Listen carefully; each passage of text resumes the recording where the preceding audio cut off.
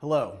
On behalf of the Trash Mountain Project staff, board of directors, and all of our partners around the world, I want to welcome you to Spoken 2021. This year, we took a little different route. We've been walking through this second year of a lot of uncertainty, not knowing what we can't do, what's going to be closed, where we're at. And throughout this time, we've been watching our partners overseas experience tremendous growth. And the things that we've watched, as we were starting to plan for Spoken, we began this idea of, well, maybe we go to location. Maybe we actually go somewhere. If we're allowed to leave the country, let's go. And that's where we're at. So I'm standing in a classroom in Santiago, Dominican Republic, with our partner, Kids with a Hope. And we wanted to bring this in its entirety to you from here.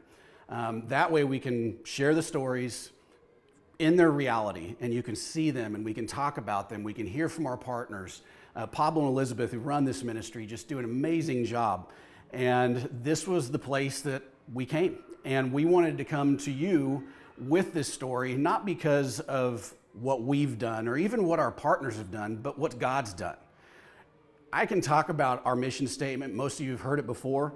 It's that we serve kids living in trash dump communities, right? That's the really boiled down version of it.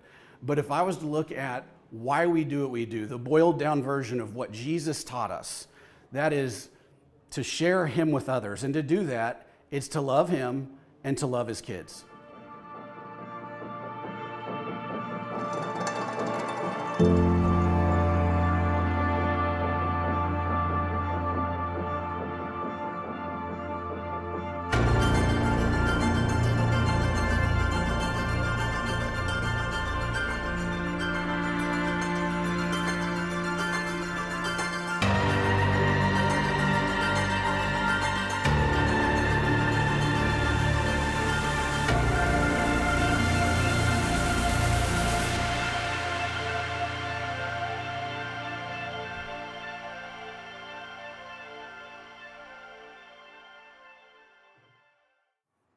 So why the Dominican Republic?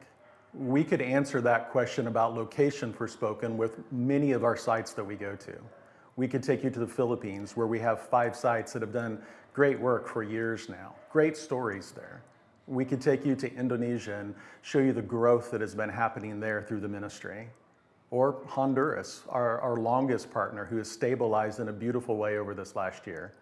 Or we could take you to Kenya, and we promoted Kenya earlier this year, and a new home for single moms with children and an adjacent private school, and just an amazing ministry there in Dandora. But we chose the Dominican Republic for one primary reason. Here in the DR, we have been able to try so many new things and see if they succeed or fail. Our partners here, Pablo and Elizabeth, have been wonderful in working with them over the years and seeing what it is that's going to make an impact on this issue in trash dump communities. We've experimented with aquaponics here and found out that it is a good tool in trash dump communities, but it is not the single answer that we hoped it would be. We have a vocational school here where we're filming in right now, and we have great things that have happened with the tech school. We could show you ministry with children. We could talk about the possibility of upcoming elderly care, all kinds of things. But the Dominican Republic is the place where we have experimented many times, and we find out what it is that works. Pablo and Elizabeth have been courageous in working with us in doing ministry, as our other partners have all throughout the world. The word resilience is a word that Brett brought up a moment ago. And with that word resilience, we could talk about all kinds of biblical examples. Let me give you one. Ruth. In the biblical account of Ruth, we find a young woman who has pledged allegiance to her mother-in-law. And it takes her places that she never realizes she's going to go. And yet, in that allegiance, she shows resilience. I could tell you about King David prior to being king, when Saul was still king, and David's resilience in standing firm and not fighting back and pursuing the blessing that God had for him. Or we could take you to the book of Hebrews. It's full of people who have shown great resilience, people who served the Lord and walked faithfully, and yet they didn't even know half the story. They didn't know the completed work of Jesus, but they hung in there. We see that same kind of resilience here in the Dominican Republic. We see it in Pablo and Elizabeth. We see it in the ministry that they do and the passion that they have for the people that they serve. And we see it in all of the countries where we serve.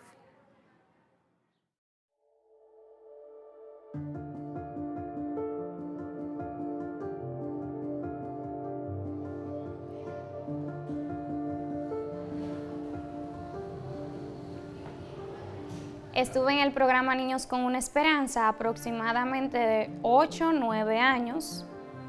Actualmente doy clases en un colegio como maestra de primer grado. Mi madre fue una motivación fundamental en todo esto, igual que el programa Niños con una Esperanza y maestros de la escuela pública que veían ese don en mí, me motivaron y decidí ir a la universidad y estudiar esta carrera, educación. El aspecto económico fue un reto súper grande para poder llegar a ser docente. En mi familia no había muchos recursos, por ende tuve que buscar la opción de una beca estudiantil y encontré un lugar especializado para eso. Me hace sentir privilegiada.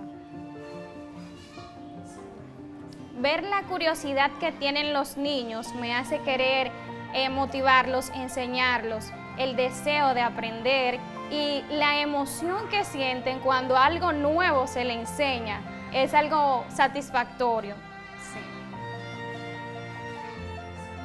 Mi esperanza para los niños que enseño es que puedan desenvolverse de manera óptima en la sociedad, que sepan elegir de forma correcta, analizando y reclamen sus derechos como niños, disfruten cada etapa de su crecimiento sanamente y en la universidad puedan estudiar lo que sienten en el corazón.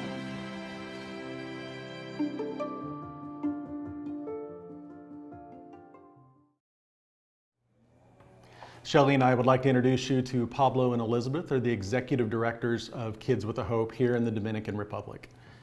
When we were here in July, we heard about how much fear there is right now due to COVID and all of the problems that it's created. Around the world, we all understand what's happening with COVID, but what is unique about the kind of fear and the kind of problems in trash dump communities? Ok, mira, la situación que se ha estado viviendo en República Dominicana y en este sector, que son sectores muy pobres, ha sido algo bien difícil. The situation here in Cienfuegos and in very poor sectors has been very difficult. Nadie esperaba esto, pero de la manera que esto afectó a estos sectores fue algo abrumador. Nobody expected it, but it's been shocking the way it's affected these sectors. Miles de familias que de repente comenzaron a faltarle los alimentos. Thousands of families suddenly found themselves without food. In the U.S., the struggle, we don't think of difficulty in terms of lack of food. Like, how lacking is that? Bueno, fue algo terrible porque la mayoría de personas perdieron sus empleos. It was terrible because the majority of people lost their jobs. Y al principio pues quizás tenían algo guardado o se les facilitaban alimentos, pero al pasar ya un mes o 2 meses le faltó la comida en su hogar. And at the beginning, maybe they had a little something set aside or saved, and so they had a means of eating, but after a month or 2 months, then they didn't have food in their homes. El Estado Dominicano implementó un sistema para que le llegara alimento a algunas familias, pero muchísimas quedaron sin poder recibir nada. The Dominican government set up a system where some families received some assistance, but the majority of them didn't receive anything. What kind of impact has that made in terms of your neighborhood? Do you have a different relationship with the neighborhood now because of that?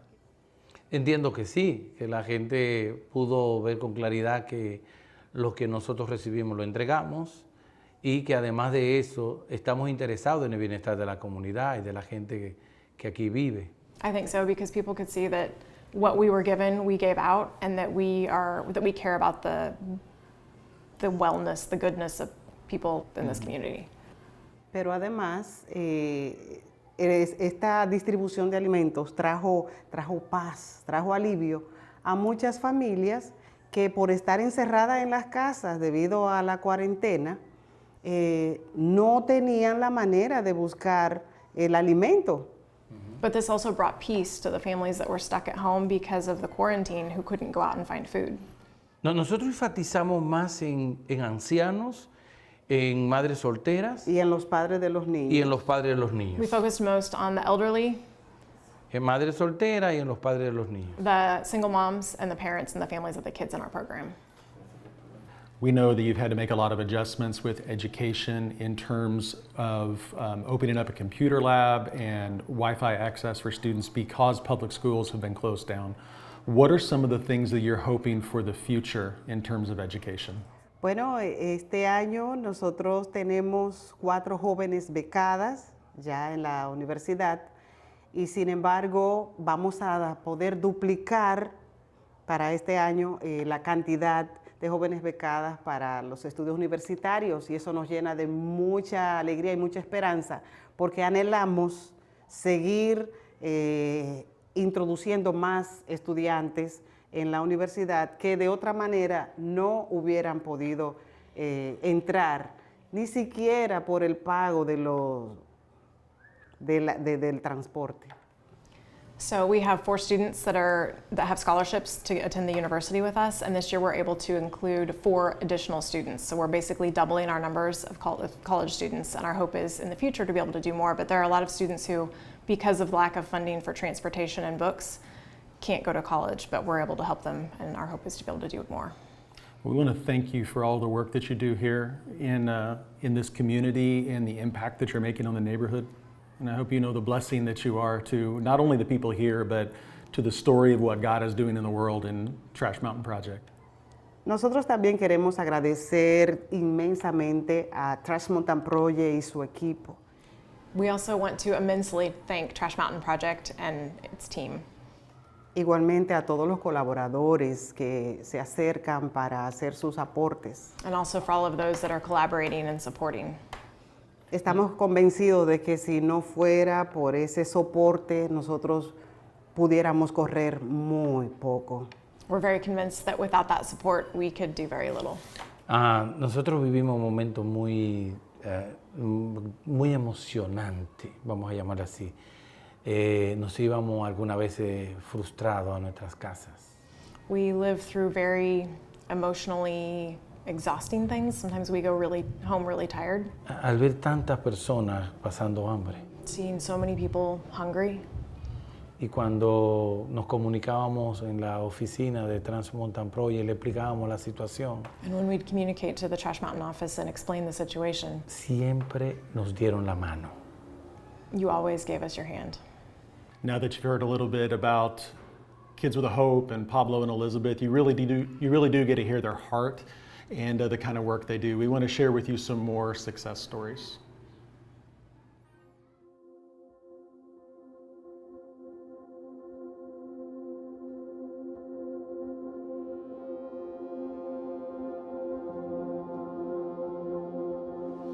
De los años que pasé aquí en el programa, yo estoy muy agradecida porque yo sentía que me ayudaban mucho, no tanto económicamente, sino personalmente, porque a pesar de que ustedes también me ayudaron, Elizabeth y Pablo me han ayudado bastante también, me han dado muchas cosas.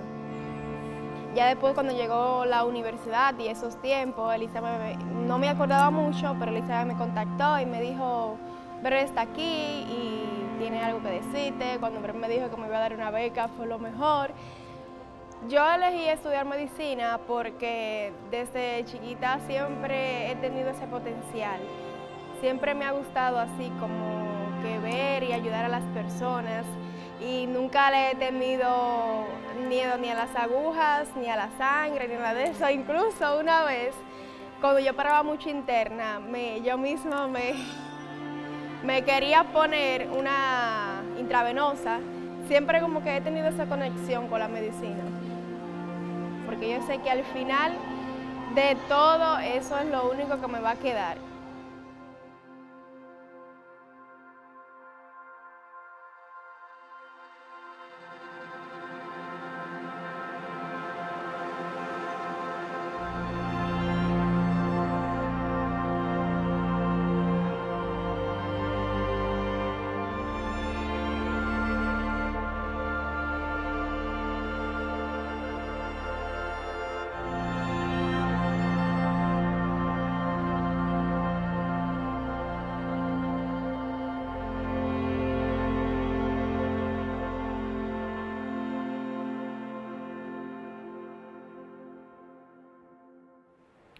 Many of you have been following Christy's story for quite some time. And for those of you who don't know who she is, a quick snapshot is, we've known her for a little over 10 years, and she was born with an incurable disease, illness that really began taking her over around age 10, 11. And when we had met her, it wasn't long after that she ended up in the hospital and was very ill. We were told chance of survival was pretty much gone. And so it was a real hard thing to go through, but a lot of you, that's how so many of you are connected to her, is joined us in prayer. And over a 3-day period of nonstop prayer with thousands of people around the world, she got better overnight. Her blood work changed. It wasn't as simple as she just started feeling better. This was a true miracle of God. And she kind of continues to be that, as you see. I mean, she's just developed into this incredible young woman who is she's driven. She can't wait to see what happens next in her life. And what we didn't have her talk about was just because we had already had this emotional conversation before we had her come in front of the camera for you, was that this last year's been very hard. And so to see where she's at now, and to see that resilience, that word we've used a few times now, she is stuck in there. Her father passed away in this last year, and then just a couple weeks ago, her grandmother passed away from her father's side. And so she has really faced a lot of adversity and has stood up to it. And she isn't giving up, and even has gone to the point of knowing that her father's gone, so she needs to come up with her own support so she can continue school, not so she can have fun or do other things, which I hope she has as well, but she's starting a small business with a friend of hers, and it's a good plan. And I just couldn't be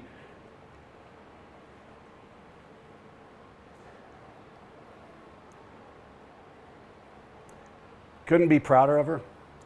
And she's just been like family to many of us. And so very incredible story.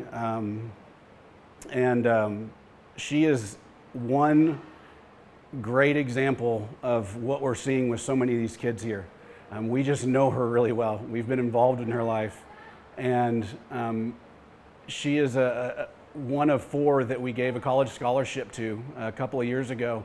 The incredible part of that is, those of you who know how those go and how difficult they are to succeed, is that all 4 of those students are still in their programs, and they're all actually getting really good grades.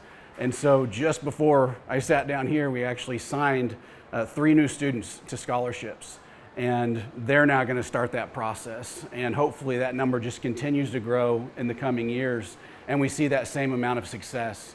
But to get those kids to that place, it's hard enough to get through high school in this community. It is a very difficult place to live. It's an even harder place to succeed. And so when we're seeing that kind of success, it's encouraging to the younger kids, but we've always seen this one small gap in, I guess, the programming here. The one last thing we've wanted to do for the kids, there's also the elderly care, which is coming in the future, but and that is the kids that are under the age of 3, 4 years old. It's a preschool, it's a nursery. We've had great success with the kids that are in pre-K, but we've never been able to help those babies up through maybe age 3. And so we're moving towards that. That is a major project we're going to be taking on this year.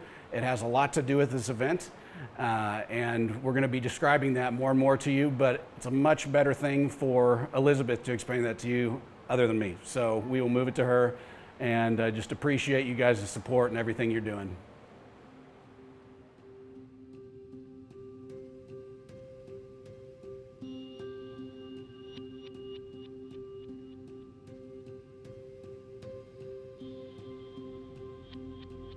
Primeramente, cuando yo me acerqué a Niños con Esperanza, que yo estaba desesperada, yo me acerqué a Elizabeth y me dio una mano amiga. Pienso en otras madres, cómo están batallando para poder lidiar con 3, 4 niños sin padre, o a veces de varios padres ausentes, y cómo tienen que batallar también para ganarse la vida y poder buscar el sustento de esos niños. Y eso me llena de mucha angustia. Es muy importante que los niños puedan tener un lugar como este para venir a comer, por varias razones.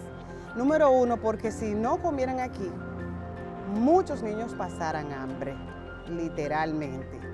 Número dos, la comida que damos aquí, nos empeñamos de que tenga los nutrientes necesarios y que tenga buen sabor, porque entendemos que quienes donan esos alimentos merecen respeto.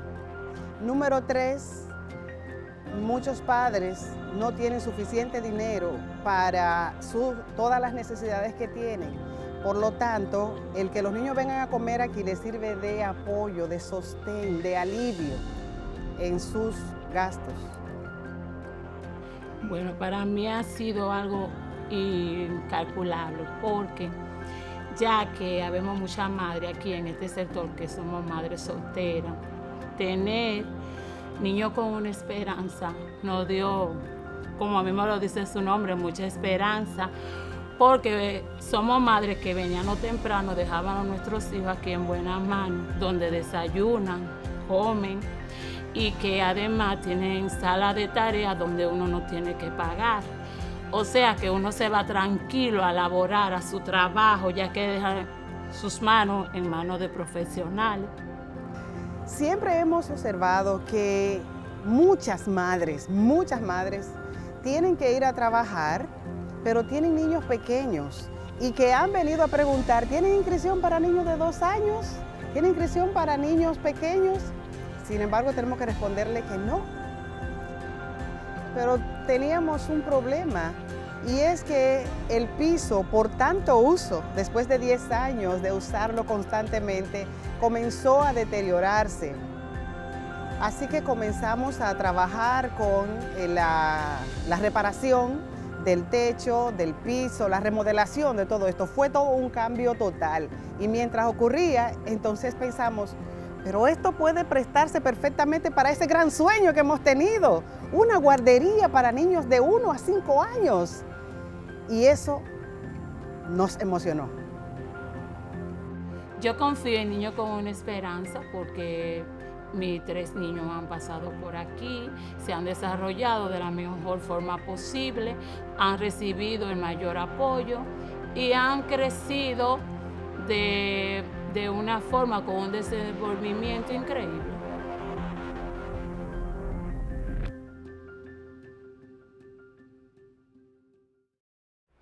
Well, I promised we are soon coming to the close of this video, but I also just wanted to reiterate that, you know, this has all been shot on location. One thing is I do want to put a thank you out to John and Danny who shot this whole thing. This has been a very fast-paced trip down here, and to do everything from here is just it feels different, but it's also a really amazing way to do this since we're not coming together in a large group. Coming to you from location is something that we really have wanted to do for a long time, and we got to this time. So I wanted to thank them, but also thank you.